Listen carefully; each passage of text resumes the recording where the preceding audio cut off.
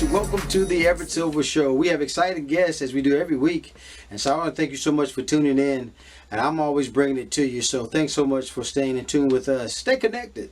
You're watching the Everett Silver Show.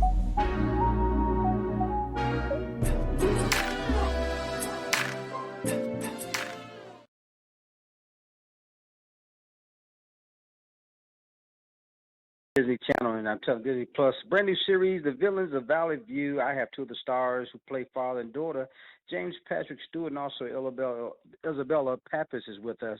And so, guys, I guess, James, I'll start with you, man. Just talk about, The Villains of the Valley View.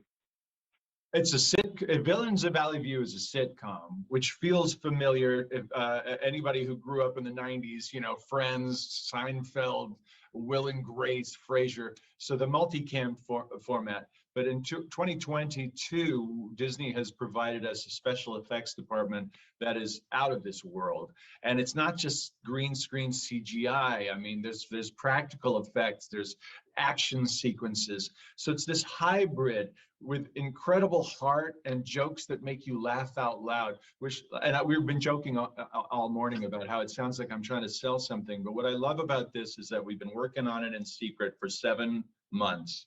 And, June 3rd is when everybody gets to see what we've been making. And none of us could be any prouder of it. We're just kicking back, and we cannot wait for people to be just so surprised by how much heart and how much you're going to want to watch this with everybody in the family. Well, I got to tell you, Isabella, I get tickled at you guys' relationships. I saw one of the clips of you and your dad there are going forward in the hallway, man. Just talk about your attitude towards each other. Oh, it's fun.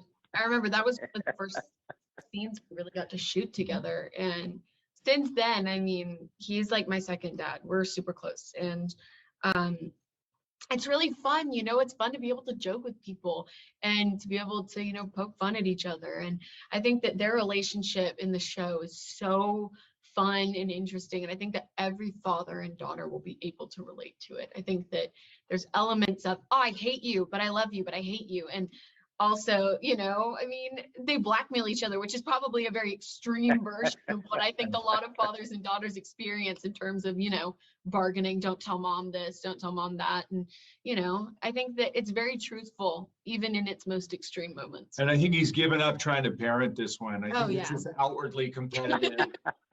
They're like equals. They're just going head to head all the time.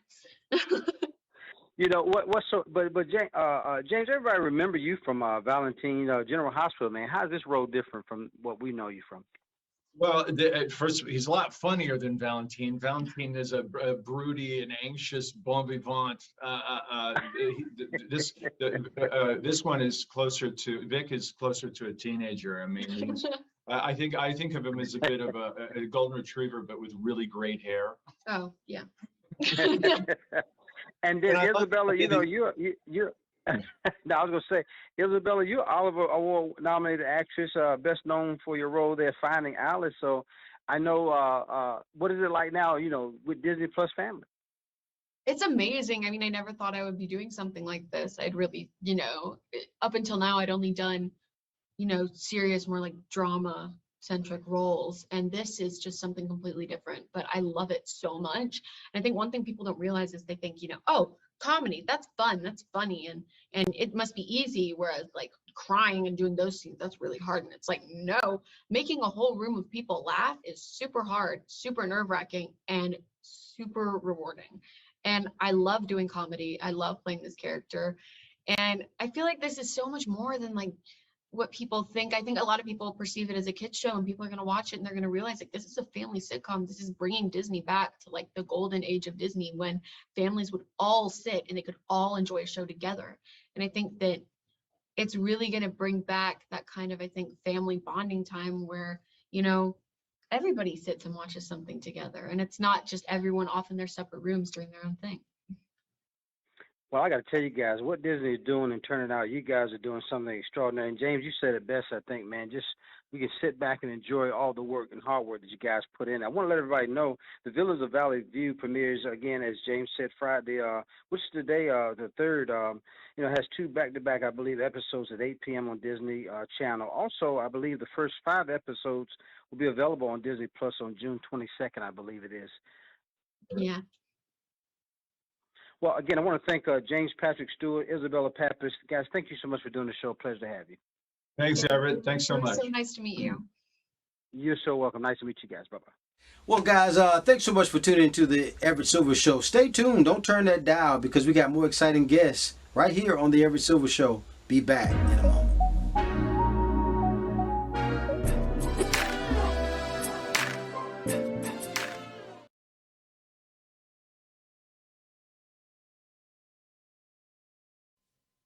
Hi. Hey, Alicia, and hey, Tom. Thank you guys so much for doing the show. Pleasure to have you. Hi. Nice to meet you. Hi.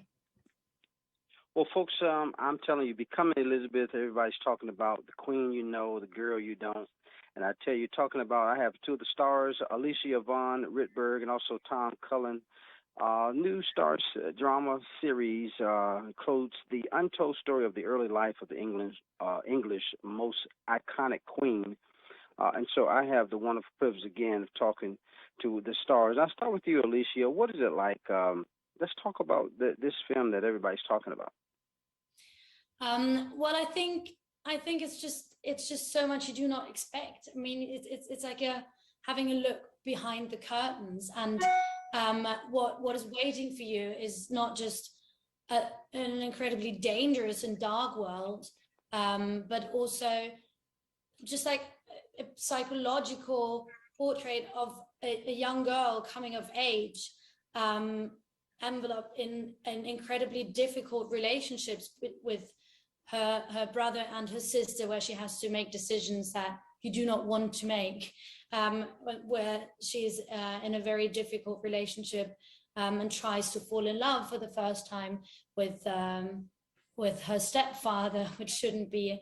So I think it's just so rich in things you would not expect from a royal period drama, and so many things you just did not know about her. Right, and Alicia, you know she's you mentioned her being a teenager, but can you, from her becoming this, embroiled in this political, sexual politics of the English court, that has got to be something. Yeah, I mean, I think it's just the fact that we're not like it. I think it's all gray tones. I think the way she wants to fall in love and not follow her duty, I think it's so human. And while you fall in love with her and see it through her eyes, I think you're just as shocked as she is when things go wrong. And I think the way this drama takes the audience with you, and you sometimes wake up and you're like, oh my, how could I not see that? It's just right. all these in-betweens that are so very special about it, and so unexpected. Yeah, and Tom, you're so serious, man. Your character is really, is very engaging, man. You're serious there, and talk a little bit about your character. I don't want to give too much away. Yeah, he is a complex guy. He's the most complex character I've ever played before. He is headstrong, he's funny, he's passionate, but all of those things lead him to kind of not really looking beyond his nose, beyond his own sphere, and so he makes bad decisions. And he's very much driven by a hatred and a jealousy of his brother, but also by a passion to live his life to the fullest. But what that means is that he has a very large trail of destruction behind him. So yeah, that's all. Yeah, it just seems like Tom, he's just always brilliant. Up to something. He's fun to watch and play, but he's dark. Right. And then, Alicia, talk about how this role is different, because I remember you, David Ayer's Fury with Brad Pitt and Our Kind of Traitor. Talk about this role, though. This is a lot different role, correct? Well, well, I am German, so I think the moment I got this part, I thought they were joking. Playing a British queen was just like beyond everything I could imagine, and them like being part of this insane cast and knowing that you're portraying someone who's been portrayed by the most amazing actresses I know was just very intimidating. So I think I just felt so grateful that I took a bloody village to get me to the point where I had the accent and the horse riding and the calligraphy and the piano. It was just a whole world of learning, like education and learning skills, and then allowing her to have a soft and vulnerable voice, rather than going with a character that already by the age of 14 knows what she actually wants, is, I think, a decision I'm very grateful for, and that is one you would probably not would have thought of. Yeah. So right. I like the fact that she is. We allow her to be actually the young girl that she was at the time.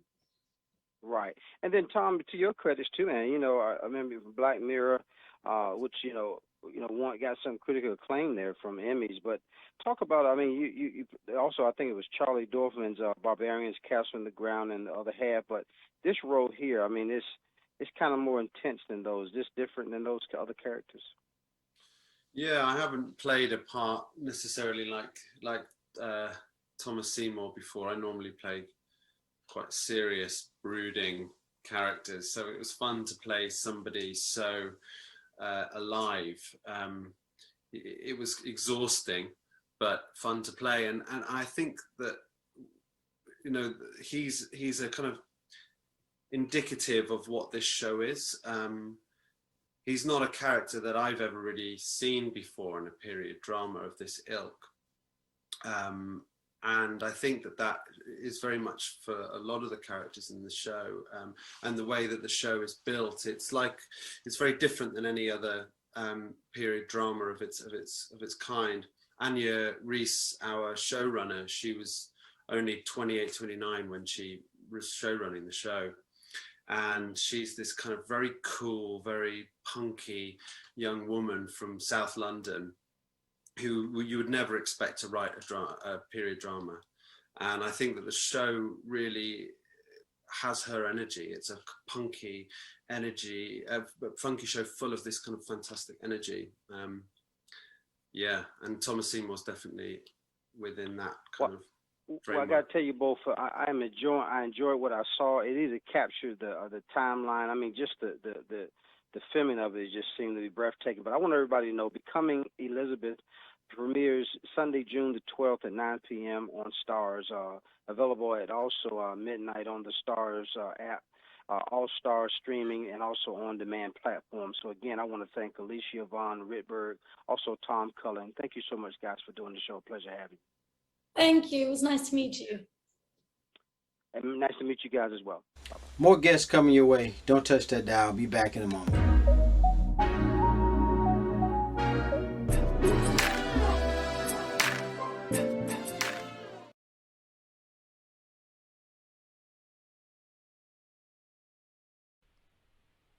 Hi, Everett. Kathy, may I say what the last product or two products are? Thank you. Hey, Alicia, thank you for doing the show. You there? I'm there. Thank you for having me.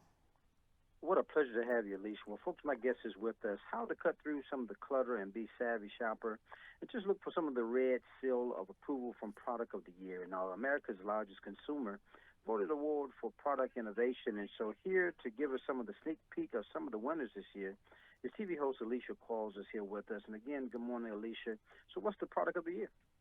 Good morning, Everett. Well, actually, there's 40 products of the year. So these were voted by 40,000 real American shoppers like you or I, and they narrow it down. So yeah, if you win, you get that beautiful red seal of approval. Should I take you through some of the products? Now talk about some of the winners. Okay, we have the Tylenol Dissolve packs, and I actually used one this morning. These are great. So, you know, when you are having an ache or a headache, you don't have to have water with this. There's a great berry flavor. You just let them dissolve on your tongue, easy peasy. Now, the next one has got to be glued. It's a 2-in-1 spray rack, so you're getting 2 products for the price of 1. Basically, leaves your hair set in place, but without being, you know, all stiff. You still have some movement. There's also the corn meatless homestyle kickin' chicken cutlets. So for the vegetarians out there, if you just want to have a veggie day, this one works. It has the same consistency as chicken. There's one that's really hot and one normal one, and it's really delicious. There's also Captain Morgan Captain's cocktails to go with that kickin' chicken. All you have to do is pour these over ice. Comes in 3 different flavors. We've got Mai Tai, Tropical Punch, and Long Island Iced Tea. And of course, there's Aunt Millie's Bakeries Live Carb Smart. You can put your kickin' chicken on that carb. There's only 2 grams of carb per slice, so it's just delicious and high in fiber. And then any other things we need to know about, Alicia? Yeah, there's some good stuff on here. There's also these cracker cuts. They come in 3 different flavors. They're from Aldi, and you know they're easy peasy because they're already pre-cut. So I really enjoyed that one. I love Takis. Takis are delicious, but these ones are cool. They're blue. They're called Blue Heat. They were supposed to be limited edition, but the people liked them so much they came out and they kept them around. Also, always a staple is Lysol. Let's be real. So these wipes are basically plant-based, and they kill 99.9% of germs and bacteria, including the virus that causes COVID.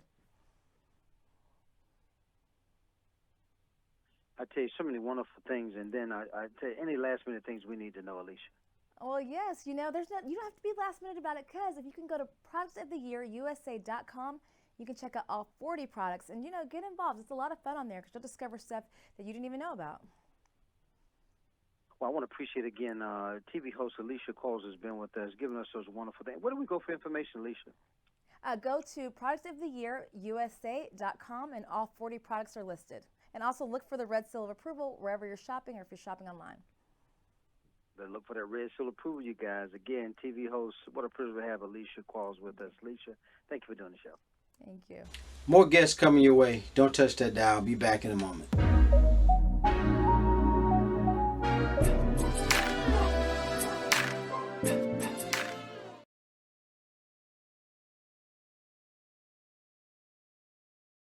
Hello, Everett. I want to say good morning to you, Lyndsay. Thank you so much for doing the show today. I'm excited to chat with you, and I just Googled you. I see you are a singer. Don't tell everybody all that. Oh yeah. We're doing what we enjoy to do. That is so interesting. Well, nice to meet you. Nice to meet you as well. Well, folks, my very special guest is with us, Survive Her founder and also multimedia personality, Lyndsay Levingston is here to share her powerful story about breast cancer and being a survivor herself. I want to thank, again, Lyndsay so much for being with us. So, Lyndsay, can you share your journey about breast cancer, being a breast cancer survivor? Sure, and thank you so much, Everett, for having me on. In July 2019, while working in the New York City area, I felt a lump in my right breast. I scheduled a doctor's exam, and I had my very first mammogram at the age of 37. I was diagnosed with triple negative stage 2B breast cancer, which is an aggressive form that affects Black women at a higher rate. I relocated back home to Houston to start treatment, boarded a very fast-moving train to remission that included that treatment plan included chemotherapy, and initially was to include a lumpectomy and radiation. But Everett, I received a call from one of my cousins on my dad's side of the family, and she alerted me to the fact that breast cancer ran rampant on our dad's side of the family. She was diagnosed at the age of 29. So I shared that information with my doctor, and my doctor ordered a medical genetic test through Invitae. Those results reveal that I carry the BRCA1 gene mutation, which puts me at higher risk for breast and ovarian cancer. So those results completely changed my treatment plan. So I underwent 15 rounds of chemotherapy. I rang the bell, and then I had a bilateral breast mastectomy, breast reconstruction, removal of ovaries and fallopian tubes to reduce my risk of breast and ovarian cancers later on in life. It was a lot, Everett, as you can hear. Well, I can just only say because you, Lyndsay, were a leading successful career there in the New York City area, as you say, TV news personality, and discover this. But I'm also astounded by the number of 16.9 million cancer survivors, though. So tell us about your medical genetic testing and how has it impacted your cancer journey. Yes, so through the medical genetic test through Invitae revealed that I carry the BRCA1 gene mutation. So those results really informed my treatment plan and changed the course of my treatment plan. And my doctor recommended a life-saving, really a preventative measure to get the bilateral mastectomy. And for other individuals, it could mean, or genetic test results could mean increased screenings through MRIs. So knowledge is power. Knowing your family history is power. And oftentimes in the Black community, we don't talk about it. But had I known years before my diagnosis, I could have taken the preventative measures. But, there's a blessing in everything. And I'm so glad I learned when I did that I carry the BRCA1 gene mutation so that I could do something about it. And then with that being said, Lyndsay, what advice then would you give other Black women who want to be proactive about their health? So, unfortunately, Everett, the Black community and Black women specifically are disproportionately burdened and impacted by breast cancer and other diseases and chronic illnesses. So it's so important that Black women get a medical genetic test through Invitae, talk to your doctor about what's right for you and the appropriate next steps. And those results could reveal that you're at risk for cancer. It could also reveal you're not at risk, but there's power in knowing. So I highly recommend you advocate for that genetic test, which sometimes is not offered in the doctor's office. So you advocate for it, you talk to your family members about it, and you spread the word. And with it being National Cancer Survivors Month, now is the time to do it. Lyndsay, I tell you, what a wonderful privilege just to have you and sharing your story. So much information I know we can also gather. Where do we go? You can visit Invitae, INVITAE.com for more information to learn about resources, about tests, etc. I tell you, Invitae, I tell you where you want to go and visit.com. I want to thank again my special guest, the wonderful Lyndsay Levingston, and share her powerful story. Lyndsay, what a pleasure to meet you, and thanks for doing the show. Thank you so much, Everett, for having me on. You're so welcome. Bye-bye. More guests coming your way. Don't touch that dial. I'll be back in a moment.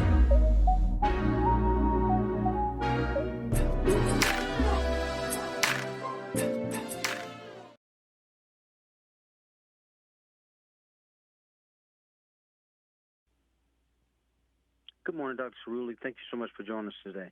Hi, Everett. Can you hear me okay?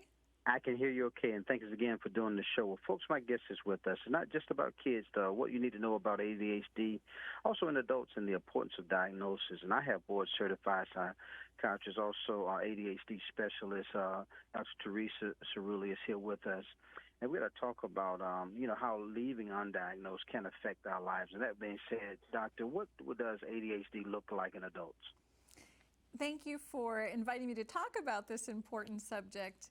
ADHD in adults has the same three core features that it does in childhood, and that's inattention, hyperactivity, and impulsivity. However, it appears different in adulthood because the hyperactive and impulsive symptoms tend to abate with time, so they're more subtle in the adults. Adults with ADHD may have an internal sense of restlessness or fidgetiness, but not so much the observable hyperactive impulsive symptoms. However, the inattentive symptoms persist into adulthood in a often disruptive way, such as the not paying attention to details in conversations or in paperwork, difficulty with following through on tasks and sustaining attention to finish tasks, so it affects productivity. Also, trouble with organizing time management, goal-oriented and directed behaviors can be a challenge for adults with ADHD. Forgetfulness, this comes up a lot in my practice. So ADHD is, in adulthood, it's still there. In fact, 4.4% of adults in the US have ADHD. We're still very much underdiagnosing this condition, though, in adults. About 75% of adults that have ADHD don't know they have ADHD. So here to raise awareness and hopefully spread the word with regard to doing a better job for us clinicians to diagnose and pick up on these challenges. And then, Dr. Sir, really talk about how serious the consequences of leaving it ADHD undiagnosed. Yeah, I'm going to share some examples of what this can look like. I learn from my patients, so I might as well share, and hope all of you can as well. An adult with ADHD, a male patient of mine, had recently described in terms of forgetfulness, he forgot that he had his toddler in the car seat in the back when this adult was on the way to work. He was supposed to drop his son off at daycare. It wasn't part of his normal routine. Mom usually did this step, so he forgot, and the child was asleep, so the poor kiddo missed his stop at daycare. Dad realized when he got to work that he had made the mistake, the error, so to speak. But this is what it can look like in adult ADHD. It can be quite disrupted, just everyday, day-to-day tasks that become quite challenging, and in family life can have some serious consequences. Then, Dr. Cerulli, talk about, though, what treatment options are available out there for adults for this disorder. So ADHD in adulthood, I recommend a multi-pronged, multimodal treatment approach, meaning both medications and non-medications have been shown to be, in combination especially, effective for treating ADHD. And for non-medications, maybe things like ADD coaching, therapy, family therapy, in children, school support, certainly. And then medications that are available, we've had both stimulant medications and some non-stimulant medications over the years. I'm excited to announce that the FDA actually just approved a new novel non-stimulant medication for adults with ADHD, and that's Qelbree. I've been in the field for 20 years, and this is actually the first non-stimulant, non-controlled substance in 20 years that we've had available. So most of our listeners here probably have heard more about stimulants because we've had more treatment options. There really was only one other non-stimulant for adults. So this is good news for the field.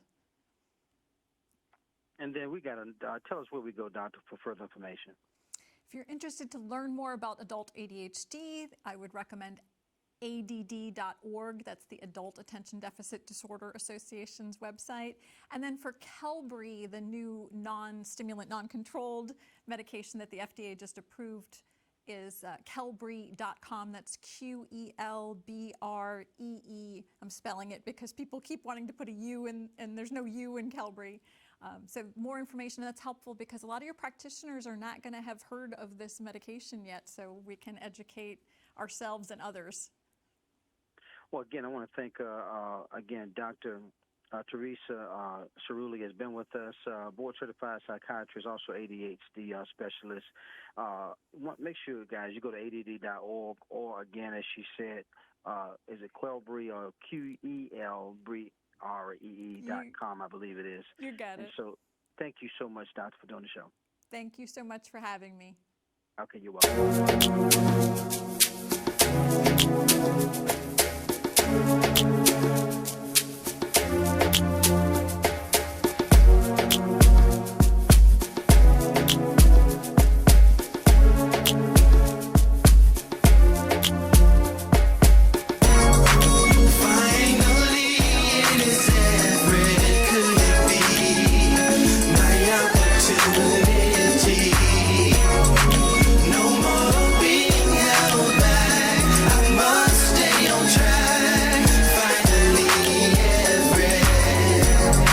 Seems like forever is coming. I can't believe it's happening to me.